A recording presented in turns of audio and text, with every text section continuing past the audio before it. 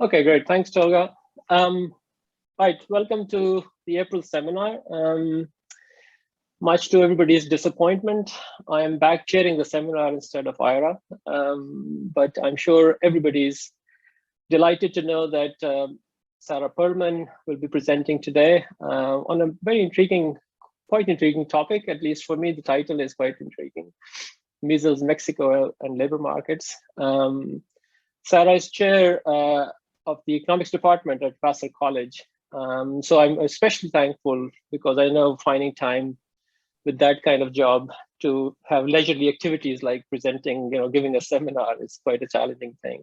So thank you very much, Sarah, for agreeing to present, and we look forward to listening all about measles in Mexico and labor markets. Sarah is happy to take questions during the seminar, so please feel free to unmute and ask questions, but if not, otherwise, basically, please make sure that your mics are muted. And over to you, Sarah. Great. Good morning or afternoon, everyone. Thank you so much for having me. So I'm at Vassar College, also a Below Fellow. I forgot to put that in here. And this is joint work with my colleague, Alicia Atwood, who's also on the seminar, who also is at Vassar. So the research question that we're trying to address is if reducing the prevalence of disease improves domestic labor market outcomes and in turn changes the incidence of migration abroad. And as the title of the paper hints at, we are going to examine this using the case of Mexico and its rollout of the measles vaccine that began in 1973. So there are kind of two basic questions: why measles and why Mexico? And I'm going to start with the first one and then continue with the second one. So the first one is why measles? What makes measles a unique infectious disease? And there are really two key things. So the first is that measles is highly contagious. To give you an idea, it's about 60% more infectious than the Omicron variant of COVID-19. And so prior to the rollout of the measles vaccine, it was a universal childhood disease. And an estimated 95% of children got the measles before the age of 16. Okay, so the first kind of unique thing about measles is the universality of it.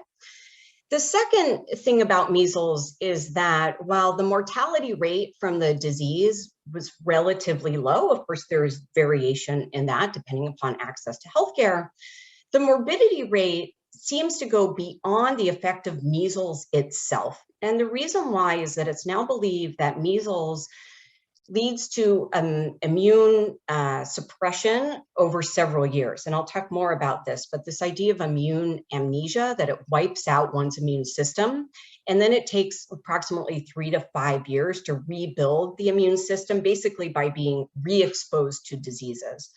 And so what this means is that getting the measles can lead to a more unhealthy childhood, both because of measles, but also because of increased illness from other diseases. And so as a result, the long-term impacts of the vaccine should be larger because it's leading to significant improvements in childhood health. Let me talk a little bit more about this second point, this immune amnesia point, because this is really getting to why reducing the incidence of measles should have some larger effects. And recent literature has, as you can see, these citations, these are all fairly recent, has provided some evidence of this. So for example, there's this science paper from 2015 that finds that non-measles infectious disease mortality is correlated with measles incidence over a 2 to 3 year lag period in developed countries. And I'm actually going to jump to a graph from that paper, and then I'll jump back to this slide. So basically, this paper is showing data from England and Wales, the US, and Denmark for different years prior to the rollout of the measles vaccine in these countries. And you can see that there's a positive correlation between measles incidence and also non-measles infectious disease in all of these countries. Then there's another paper that finds that children up to 5 years after getting measles have a higher rate of being prescribed antibiotics. There are some pre-post measles infection blood draws that estimate, I mean, this is a pretty wide range, 11 to 73%. But the kind of repertoire of antibodies that are wiped out by measles. And then finally, there's some evidence that previous form memory cells went missing after a child contracted measles. So my colleague, Alicia, who is here, investigates the long-run effects of the measles vaccine in the US, which began in 1963, so 10 years prior to the campaign program in Mexico. And she finds that this leads to a significant increase among men in employment and wages and a reduced probability of living in poverty. And the wage effects seem driven by increased productivity rather than hours worked. She doesn't find any education effects, but we are going to find both employment, wage, and education effects. So then the second question is, why Mexico? I think when we're looking at migration, there's a pretty obvious answer to why Mexico. But I want to link why measles to why Mexico. So less work has been done on the long-run effects of measles vaccine in middle to low-income countries like Mexico. But there are a lot of reasons to believe that the impact of these mass vaccination campaigns were greater than in high-income countries like the US. And again, this isn't a story about differential rates of measles incidence, given the highly contagious nature of the disease. It's more about differential rates of mortality and morbidity because of higher incidence of other infectious diseases in different parts of Mexico, coupled with reduced access to healthcare providers. So for example, there's this Blakely paper from 2010. This is looking at malaria, not measles. And so he finds that the impact of malaria eradication campaigns were greater in Mexico, Brazil, and Colombia, all middle-income countries, than in the United States. So some literature looking at, a different disease that suggests that maybe the impact of these public health interventions are greater in environments like Mexico. So what do we do in order to match these two things, sort of measles and Mexico? So we examine the long-run impacts of Mexico's National Immunization Program, which began in 1973. So to do this, we collect data on annual state-level infectious disease incidence rates from these annual epidemiological bulletins published in Salud Pública de México.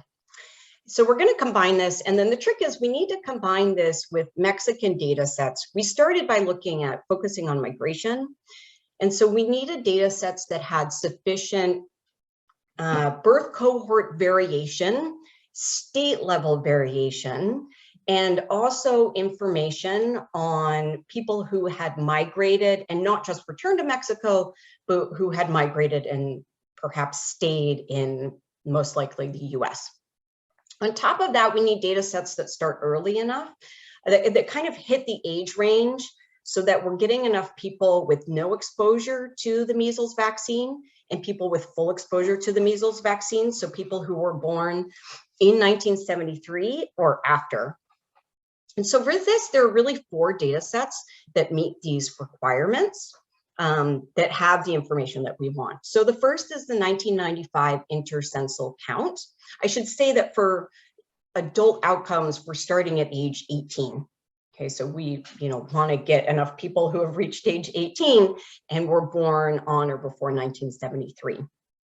And so we're going to look at the 1995 intercensal count, the 2000 Mexican census, and then 2 labor force surveys. So the first is the National Survey of Employment, or the NA. That goes from 2000 to 2004 and covers both rural and urban areas. And the other one is the National Survey of Urban Employment that goes from 1987 to 2004, but we're just going to use the 1994 because that's when they start asking about state of birth, not just state of residence. So we want to link people to where they were born, not where they currently reside. Because unfortunately, none of these have detailed migration modules, so we can't link up people's full histories of where they've lived, but we do some robustness checks limiting the sample of people who at least live in their state of birth and don't find any differences.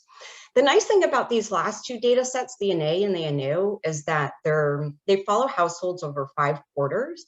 And so in this, you can see if someone in the household migrates. And so this is where we can get some migration flow data. And they don't necessarily have to return and be in Mexico to answer the survey question. So we're going to combine all of these and use a difference in differences strategy that really relies on variation in the impact of the vaccine program that is based on birth cohort, so how many years you could have been exposed to the vaccine, but also the pre-vaccine measles rates by state, so that the extent to which the vaccine lowered measles incidence is really going to vary depending upon measles rates prior to the rollout in 1973. And so I'll show you that there's, a lot of variation in the rates. And again, feel free to stop at any point if there are questions. So let me show you some information about the vaccine program. This is from a 1983 paper, Measles in Mexico, in the Review of Infectious Disease. The black solid line are recorded measles rates across all of Mexico, so not looking at state level variation. This is really thinking about the time variation, this graph. So you have the black solid line, and you can see the pretty steep decline from 1972 to 1973, right? So the clear immediate impact of the vaccine program. The dotted line is the estimate of what measles rates would have looked like in the absence of the vaccine. And then the bars are millions of doses of the measles vaccine. And so you can see prior to 1973, there were, tiny numbers of doses, clearly nothing to be said about a wide scale vaccine campaign. And there's an obvious shift in 1973. Like, it's very clear when this program begins. There's some, different evolutions of the program in terms of age ranges that they're targeting, locations that they're targeting, urban versus rural, for example. But again, our key focus is on kind of pre-1973 and post-1973. So the other key level of variation is across states. And so what we're looking at here, the x-axis are measles cases in 1972. And then the y-axis are the change in measles cases from that year, 1972 to 1978. And you can see the pretty strong positive correlation that states with higher measles rates in 1972 experienced much larger declines, right? So the impact of the measles vaccine was greater, the higher the pre-vaccine measles incidence was. So we're going to combine these two things, right? This is going to be our main variable of interest. So we're looking at outcomes for an individual in birth cohort C and Mexican state S. For the samples that have multiple years, we also include year fixed effects for the survey year. So the pre-1965 to 1972, this is measured as an unweighted 8-year average of the state's measles incidence rate prior to 100,000. Why do we start in 1965? This is when Mexico adopted a standardized process for recording measles. So prior to that date, the data are less reliable. And then exposure, this is just number of years of potential childhood exposure to measles based on your birth cohort, where the maximum is 16. All right. So the identification assumption, as in any definitive, is basically that in the absence of the mass measles vaccination program, the difference in outcomes across birth cohorts would have evolved similarly in higher and lower measles incidence states.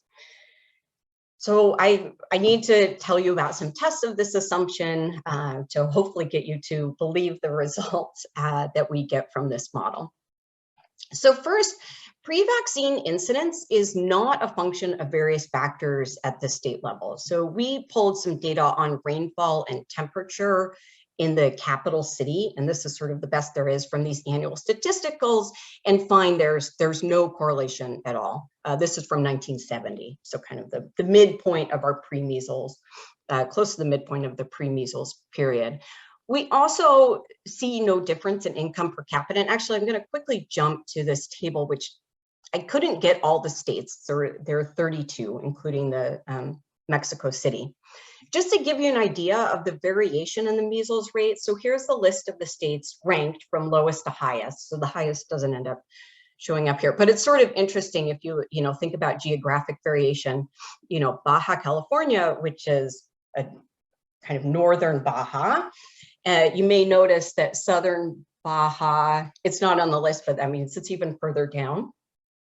You have states that are close together that actually have very different rankings in this table in terms of pre-vaccine, the rollout incidence. And so you can see this shows you the kind of variation in the rates. And also just to, I can show you the table of the correlations, but even just eyeballing this and on, some degree population, there doesn't seem to be a strong correlation, right, between, so for example, you can look at Baja California has a, relatively high average income in the 1970 census, but then, Morelos is a state here, also a relatively high income per capita, has a much higher measles incidence rate. So this really speaks to kind of the contagiousness of the measles vaccine, that this is not necessarily a function, that the incidence of the disease is not necessarily a function of poverty. Of course, morbidity from it would be. So, and yeah, these kind of geography tables show there's no link to rainfall or temperature, kind of emphasizing this is very different than a disease like malaria. This is not mosquito-borne. We also look at, so the year 2000 census has questions about disability from various factors, and we want to choose factors that likely are unrelated to measles. So we pull data on disability from accidents or genetic factors, and we don't see any difference there. I have a question. Yeah, so thanks, Sarah, for presenting this. I mean, the other question I had, whether you could also do this test by, the typical migration states, high and low migration states. That existed. Yeah. Yeah, we haven't done that yet to see if there are differences. But we can, thanks. Yeah. And also, Sarah, in terms of population density, do you have, I mean, how much is that different between? Yeah, we threw in population density. We also don't see differences by that. We also, percentage of kind of school-age children, because a lot of, what's driving the cycles of measles, there's sort of a 2 to 3 year lag that basically kind of the susceptible population, which is mostly young children who have not yet gotten measles, they all get measles. And so you have this spike and then a decline as the susceptible population gets measles. And then there's kind of a new susceptible population that comes of age and they get measles. And we didn't, we looked at, kind of percentage of the population in different age ranges and didn't find anything for population density either.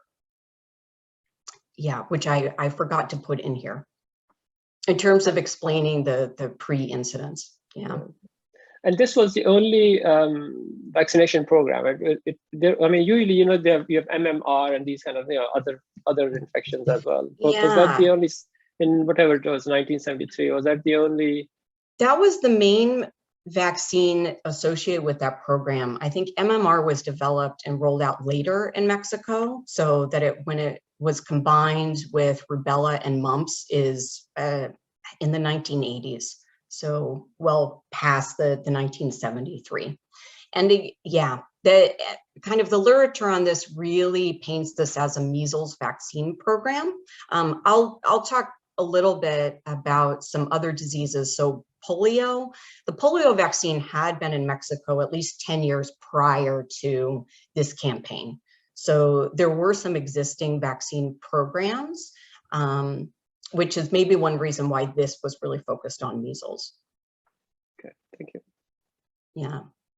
I mean, one concern is that this program is linked to other investments in public health. So it could be that in order to, let's say, get the vaccines to different communities, that involve an expansion of health clinics, maybe an expansion of providers in those clinics, maybe there's an expansion of public health insurance that went along with this. And finally, there might have been investments in sanitation, improved sanitation, that were involved, that were linked with this program.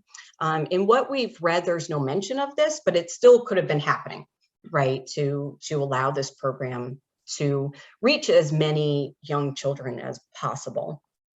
And so if that is the case, then we should see changes in diseases that would be affected by investments in public health. And, you know, key to this argument is that the investments in public health would have had to be greater in states that had higher measles rates than in those that had lower measles rates, which could be the case because these are maybe the states that the program was targeting to get as many vaccines out as possible. And so we pulled data from the same epidemia.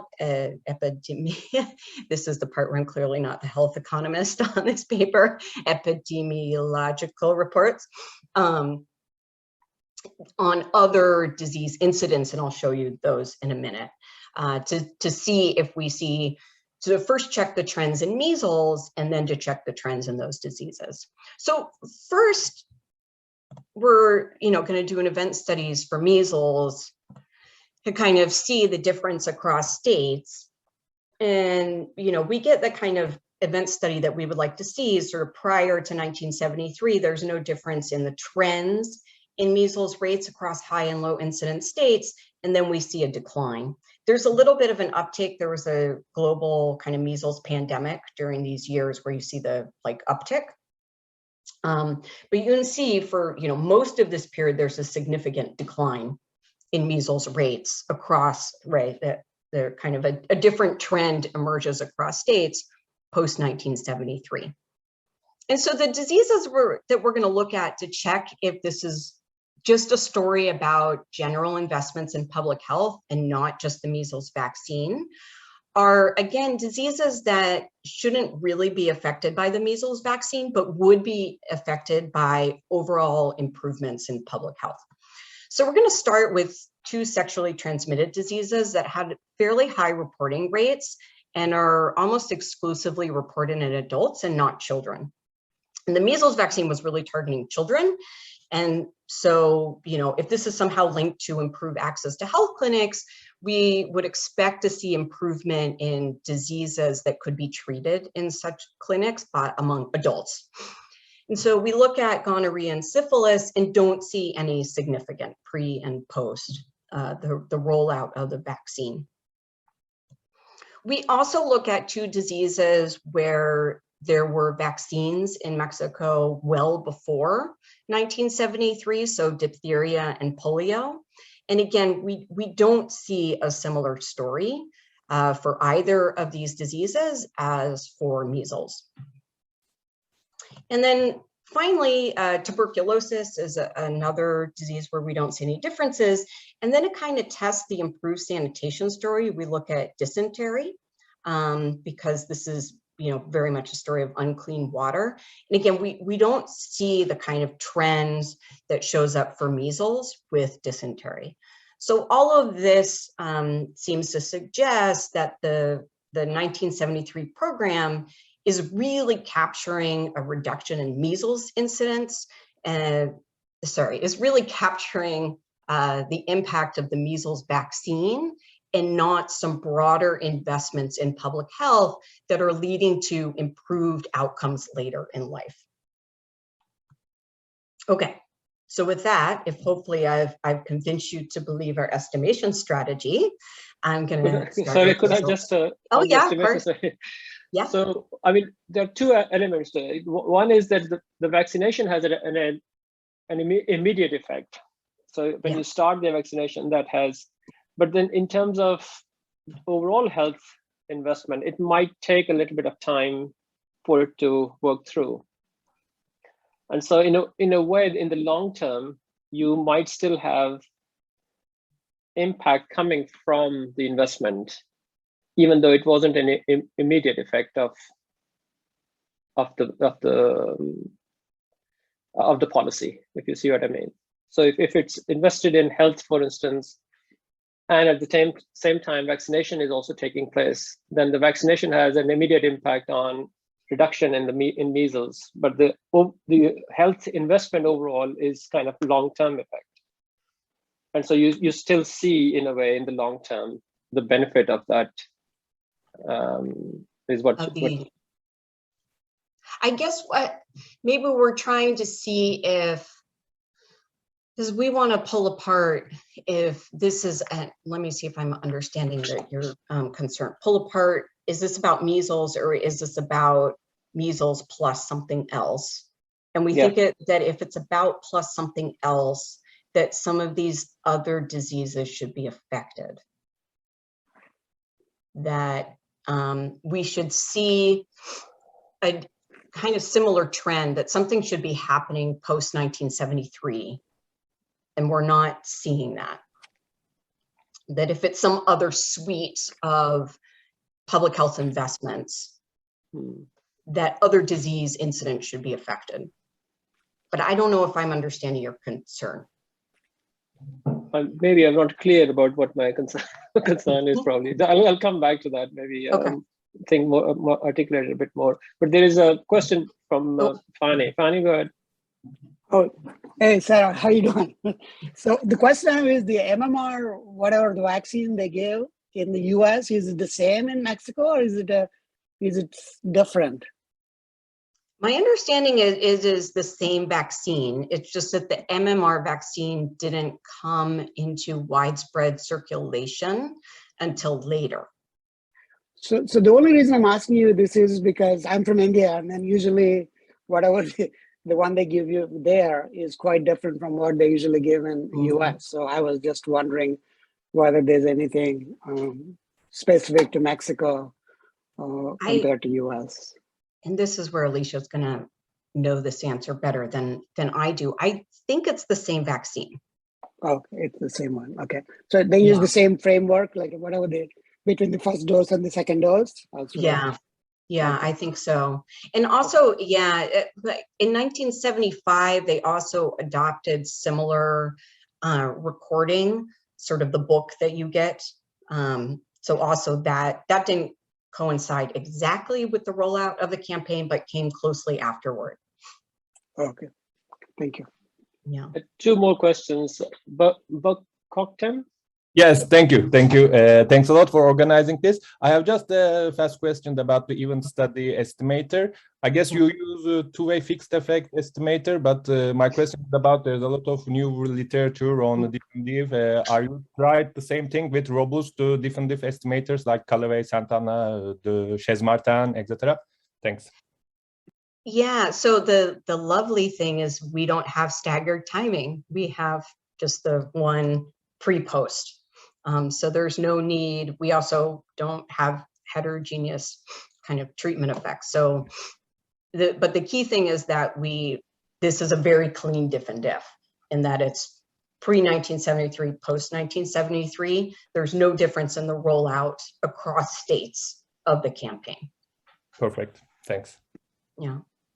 Cynthia? Thanks. Thank you, Sarah. This is great. And I think this follows up on what others were talking about, but I was just wondering if people who live in border states may have gone into the United States and been vaccinated there. I don't know if that could possibly have an impact on your results, but I was looking, Baja, Mexico is right on the border, and that was, I don't know, that popped out for me. And I don't know if there are different vaccines in the US or different efforts to, and if immigrants were vaccinated. That was just something that came to mind.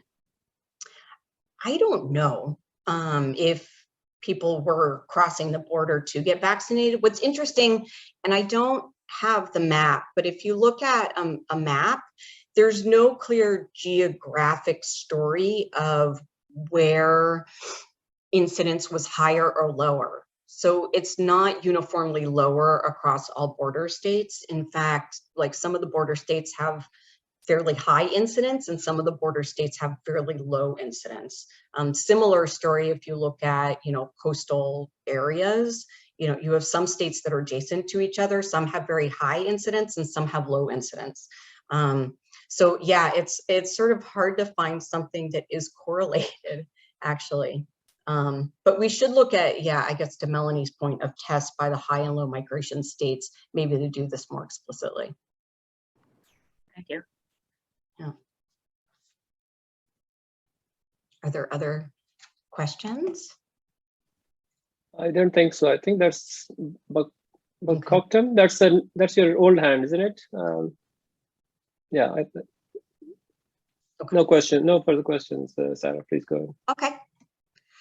All right. So I'll jump into our first set of outcomes, which are labor force outcomes. So the incidence of employment and logged income. This is for men between the ages of 18 and 65. And I'll interpret these coefficients because I know they look very small, but that's because, a 1 unit change in exposure is, 1 year, which seems fine, but a measles rate of 1 doesn't exist. So I'll frame it by sort of maximum exposure 16 years in an average incidence state. You can see these are pretty uniformly positive and significant. And they're, the size of the coefficients varies a little bit, but not dramatically.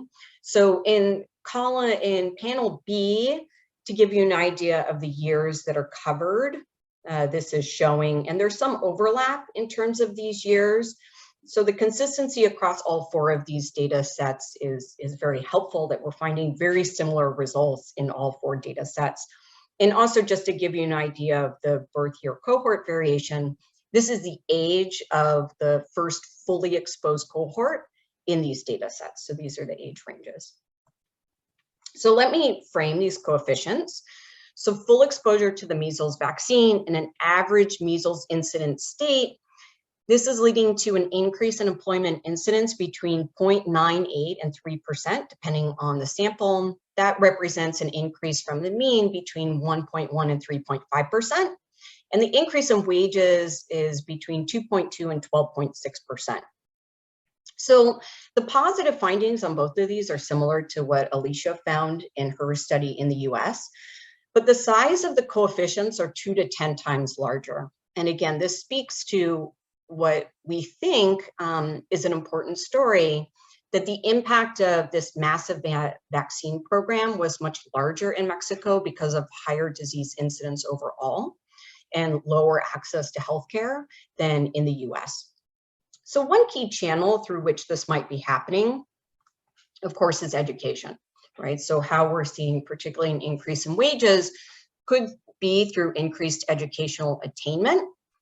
And so again, we find pretty uniform results in terms of, the positive and significant coefficients to interpret these. So full exposure in an average incidence state is linked to an increase in years of education between 0.5 and 0.7 years.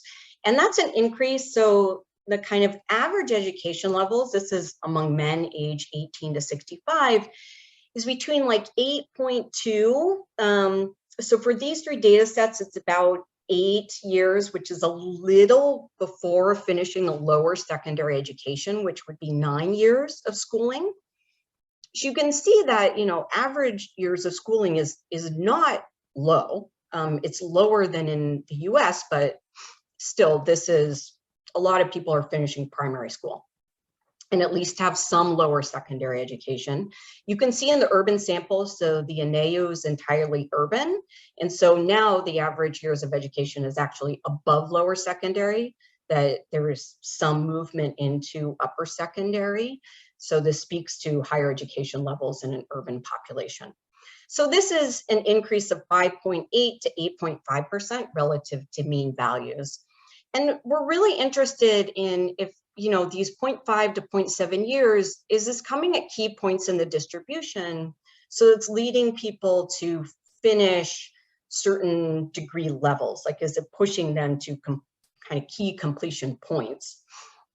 And the key completion points that we're interested in are 6 years of education. So that 0.5 to 0.7 years is pushing you to finishing a primary school education, finishing a lower secondary school education, or 12 years and beyond upper secondary. So we want to see, are we getting a shift out of kind of this part of the distribution and a movement into this part of the distribution?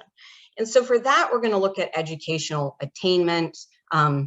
Melanie, who's on this call, knows that it can be a little tedious to code educational attainment because Mexican surveys don't generally ask this. You have to go through kind of what's the last level that you obtain plus the number of years. And so we do this to code where people are actually hitting. And we can see a clear decline in the incidence of having less than a primary education. Some story about an increase in completing primary, but really here we see, right, increases in completion of lower secondary and upper secondary and beyond. So we're seeing this shift from the lower end of the education distribution into kind of the middle and upper end. And again, these are fairly big when we compare them to the mean values in each category.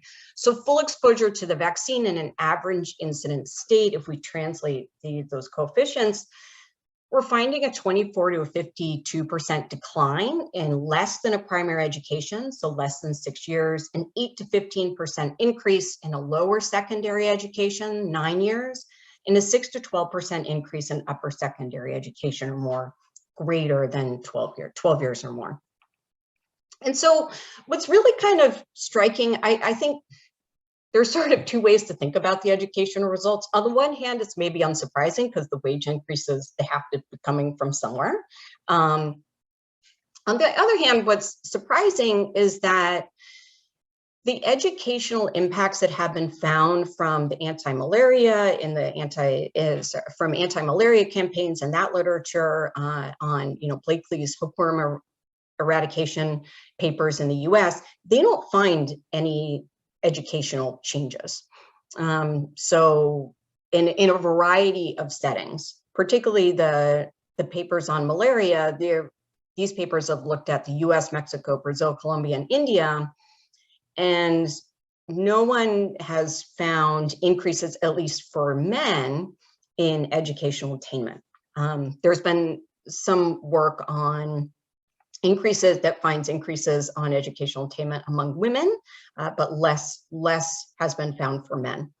And so this really kind of highlights the distinctive nature of measles as compared to malaria in the sense that it's a universal childhood disease. And so this might be why we're finding more positive educational effects than in these other papers that are looking at malaria. And so the final piece is, well, okay, this is presenting a lot of evidence that labor market outcomes within Mexico are improving. Is this changing migration behavior? And generally, we're not finding a lot of evidence of that. So our coefficients of migration are all insignificant. And in the case of the INEO, the urban sample, they're negative and significant. So we really don't find that the measles vaccine led to any significant change in migration. And again, there are kind of two ways to think about this. So on the one hand, this is surprising because there's this Hansen and McIntosh paper that finds an increase in migration among affected age cohorts. And this is a paper where they argue that this is due to rising labor supply in Mexico, sort of a gap in fertility rates between the US and Mexico. Before Mexican fertility rates came closer to converging to those in the US. So you have, larger age cohorts, larger labor supply. And this is really kind of some of the age groups that we're looking at who are affected by the measles vaccine. So from that paper, we were maybe expecting to find a larger migration response. But then on the other hand, there's this very large literature that shows a relationship between the labor market situation in Mexico and migration. So when the labor market situation in Mexico improves, migration to the US falls and vice versa, right? When the labor market situation worsens, migration increases. And so from that angle, since we're showing an improvement in wages, maybe this is less surprising. One thing we've started to think about recently is that, the extent to which this maybe tells us something about remittances as a channel to explain the education results. And since we're not finding a link to migration, this suggests that the increase in education is maybe not a remittance story, that this is coming from something else. Okay, so with that, I will conclude. So just to summarize, we find that the measles vaccine in Mexico led to significant increases in employment and wages among men. The main channel appears to be educational attainment, which rose significantly. We find no significant change in migration. This is in line with literature that finds responsiveness of migration to labor markets in Mexico, despite an increase in labor supply. And overall, this highlights the long-term benefits of effective vaccine campaigns. And I will stop here. Great, thanks, Sarah. We have a question, Melanie. Yeah, hi, thanks, Sarah, for this presentation. It's a great paper, and I had, of course, cross-fertilizing from our own work. I had a couple of questions. I mean, you have the educational effect, and I guess the question now is, I mean, whether also, I guess, the measles vaccine seems to have a stronger effect on your health, whether people also are choosing different types of occupations. So you could be like, and that sort of might be the channel that you're not choosing the low skilled occupation, and yet hence that you're not migrating to the United States. Like, I mean, that would be sort of the long stretch story here. Yeah, no, that's a good question. And also, yes, makes sense from our work on looking at occupations. Yeah, we haven't looked into that yet, but we could. And exactly to your point, you would think that if this is, people are reaching different levels of educational attainment, that should open up different occupations for them and maybe make migration less appealing. Yeah. I mean, in terms of migration, it could go, I mean, if there is a lot of infections going on, it's just kind of, people are going to, may find migration as a escape thing, isn't it? And so in that, yeah. Irene, you have a... Can you hear me? Yeah. You can. Thank you, Sarah. Can you go back to the graph that you had at the very beginning from this 1983 paper, I think you mentioned? This one. Yeah, so you were saying that the bars, yeah, what do they show? Those are the millions of measles vaccine doses. Oh, okay, so there was a big uptake in 73 and then he went down. Can you explain why? Is it just Yeah, I don't completely remember the full story, that there were some struggles of how to roll out the vaccine. So I think there's an idea of 1973, they sort of got who, the children who they thought should be, let me start over. That there was a change in the age ranges that were targeted by the program. And so I don't know, and Alicia probably has a better memory of this, this is a story of initially you maybe want to fold in older children who have not been able to get the vaccine, but then as you go forward, you don't need to keep doing that you can just target younger children. And so that might explain. And then here, I don't know the uptick. I'll have to go back and remind myself of the story. Alicia, do you remember? Yes, and I just put it in the chat. So in the first year out, they targeted newborns to 5-year-olds to get as many as they could, and they were really successful at that. And then they peeled back to 0 to 18-month-olds. Okay. But if you had a 5-year-old or a 6-year-old that walked in and needed it, they didn't turn them away. But then they just really targeted at the first ideal time of dosing for that instead of catch up. Yeah, okay. Thank you. Thanks, Alicia. Cynthia?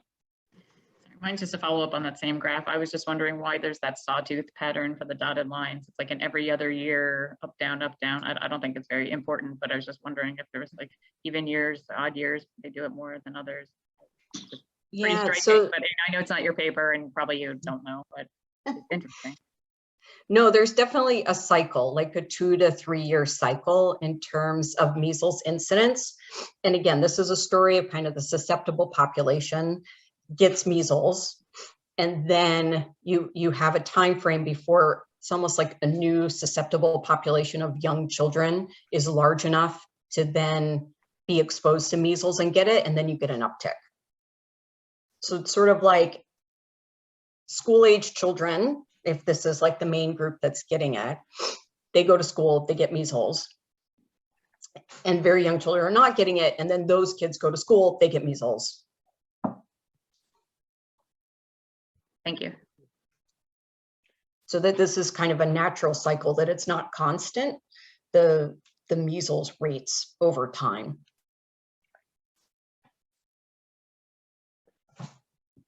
Irene, do you have another question, or is this old hand? No, I think it's the old one. Okay. Anyone else? Any questions?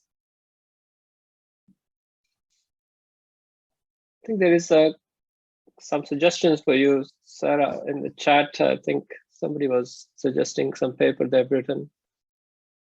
Oh, great. Okay. Sorry, I haven't been on top of the chat. I apologize. Yeah, no, that's fine. That's I've been looking at it. Where do you find the working paper or slides? Somebody asked a question. Well, hopefully we will have it on as GLO working paper once it's finished. Okay. And then they have some thanks for some that. I'm seeing the suggestions. polio. Okay. Yeah, polio vaccination one. Yeah. I'll write this down.